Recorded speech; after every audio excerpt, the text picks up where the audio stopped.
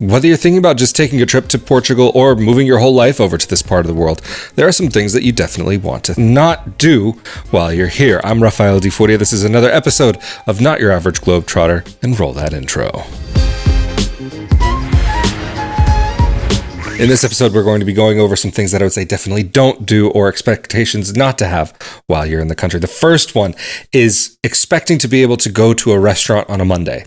Not all restaurants are open on Mondays. It's going to definitely depend on where you are, but there are a lot of restaurants that will keep their hours a bit more open, say from Friday till Sunday or Friday and Saturday, but then Monday and Tuesday or just Monday or Tuesday will kind of be the day off. That will be the weekend, kind of, so to speak, for the workers. So that's one thing, especially even like in a city like where I live, Braga, there are tons of restaurants that you can't even consider thinking about. Even some cafes, I would say, aren't always reliably open on Mondays. For people from certain parts of the world like North America or even Northern Europe that tend to eat dinner a bit earlier, don't expect to go and have dinner at 5 o'clock or 6 o'clock in the evening. Even in Italy, I remember there were plenty of times, and here the same thing has happened, where I rolled up and I was like, hey, are you guys open yet? Like, no, not for another hour and a half, 2 hours. Come back then.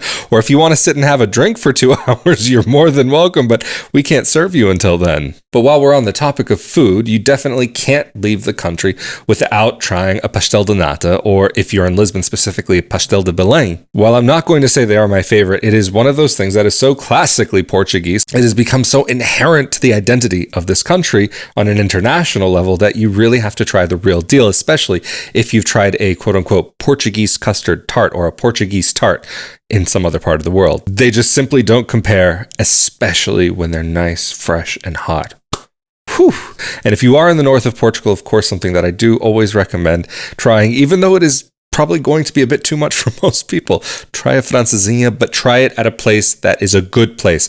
A bad francesinha is going to be really bad. It is a very intense meal and can go wrong in so many different ways. And not just because I live in Braga, but personally, I am partial to the Braga variety and the sauce that you can find in this city. But on the topic of food, still continuing, we have to say that if you are coming to Portugal, don't think that the only dessert that they have in this country is Pastel de Nata, Pastéis de Nata, the Portuguese custard tarts. There's plenty more than that. Personally, I'm more of a fan of baba do gamelo. It literally just means camel spit. It kind of looks like it too, but it's very delicious. It's just condensed milk that's been cooked for a very long time, turns a little bit more of a brownish color, and sometimes they put like some nuts on top, and it's, I would say, quite good. Or another thing that I really like also is called bolo de bolacha. It's kind of a cream cake sort of thing with made with cookies. It's a very simple thing, and it's not specifically only found here in Portugal, but that's one of the things that I personally enjoy more. Think tiramisu, kind of, minus some of the coffee flavor, but some places do it slightly like that, but it's definitely not the same as tiramisu, but in that kind of direction. And also, it's made in a lot of different ways. Sometimes you find it served as just a slice of cake, and sometimes you find it as kind of like in a bowl, almost like a pudding sort of thing.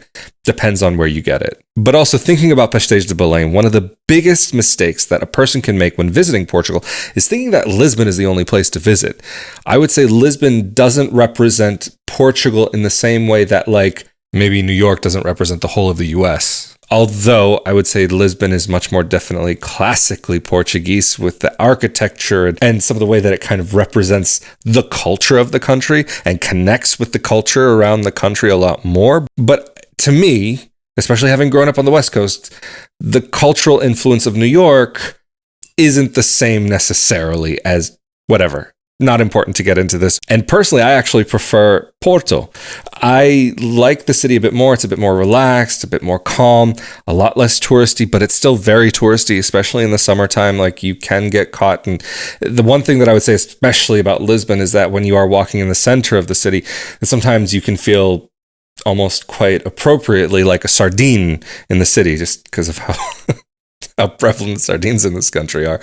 But really, you can feel very much like you're packed in that city. So for that reason, it's not necessarily my favorite place, but Definitely worthwhile visiting if you're coming from the other side of the world and have never been there before. Although this next point, regardless of what city you ever end up in, if you are coming here and wear high heels and plan to go out for an evening, definitely don't wear the heels. At least not the ones with a spike. I've seen so many sink their heels into the Portuguese walkways, into the tiles, and just really, really get hurt. I'd even met people years ago that got hurt when they were 18 on the Portuguese sidewalks and still in their 70s had pain and problems from all those years before. Portugal is definitely one of those countries where you want to wear some comfortable shoes, but it's not just comfortable, but good shoes. And the cobblestones are very rarely totally level, the calçadas, and also in the rain, they can get pretty slippery. Another aspect of life here, if you are especially traveling and looking to go out and have some fun on that night where you're not wearing your heels, don't necessarily expect to show up at a club at 9 or 10 o'clock and have the party be ready to roll. That's going to be maybe some people's kind of dinner time, end of dinner time. In the few times that I've gone out in this country, I've really seen things not really starting until maybe 2 or 3 o'clock sometimes, 1 o'clock in the morning. I remember even, not this last New Year's Eve, but the New Year's Eve before that, I went out with some friends. We decided to go to a place and we didn't make a reservation or anything, which was definitely the wrong choice. But the thing was actually because people start their evenings and going out to places so late, we actually had no problem to get not only just a table at a club, but like a whole large couch seating area that was ready for us. They said, just as long as you're out by 12:45, you can stay. It doesn't matter. And for me personally, I wasn't really looking to be out much later than that anyway. So we actually had a perfectly comfortable place to sit. But then I remember a friend was having their birthday and a big group of us decided to go to this one club here in Braga. And I left at midnight and it was still maybe 12:30 or so. Even then, it was really, really quiet. But apparently, according to the people that stayed, by the time like 2 o'clock, 3 o'clock rolled up, things were really, really going. Another mistake that a lot of people make is thinking that it's always going to be sunny year round in this country. And even some of the parts of the country that boast 200 days of sunshine per year, the definition, I might be wondering how that goes, because even in some of the sunniest parts, you still can get a lot of rain and not be warm at all in the middle of winter. It can get quite cold, but it depends on if you are, of course, in the mainland or if you're off in the Azores or Madeira, but I'm speaking mostly really about mainland Portugal here, of course. But if you are in the north of Portugal, yeah, maybe you will get some sun, but for the most part, it's going to be pretty chilly and very often very wet. And this also can lead itself to water sports. If you are someone who is looking to go to the beach and looking to go swimming often, the water isn't always so warm here. That's the way that I'll put it. Another thing, if you are taking a trip to the country, there are many Harry Potter fans that come and they make their way to Porto and they go to the bookstore and they want to go and see the place that supposedly inspired Harry Potter, but didn't actually inspire Harry Potter, but could have inspired the Harry Potter. Someone who worked on the set and maybe had an influence on the robes and maybe the costume department, but so far not properly confirmed. Asterisk, question mark, maybe not, who knows? Don't expect that you can just roll up to the bookstore and walk in. There's almost always a line. Even I remember one time I was in Porto walking by on a rainy day, gray day, cold, and there were people still lined up. And the wait to get inside can be quite long. I have heard, though, if you pre-purchase a book online, it might be able to get you in ahead of the line. Don't quote me on that one. I'm not sure. Just something that I've heard, but never tried personally. My opinion, as somebody who's not really into the whole Harry Potter scene, walking by, just looking in the front door was kind of enough. And there are enough photos online that you can kind of get a pretty decent feel, and videos online that I personally didn't have the feeling that I really had to go in. But maybe that's just me. If you are someone really into Harry Potter, maybe.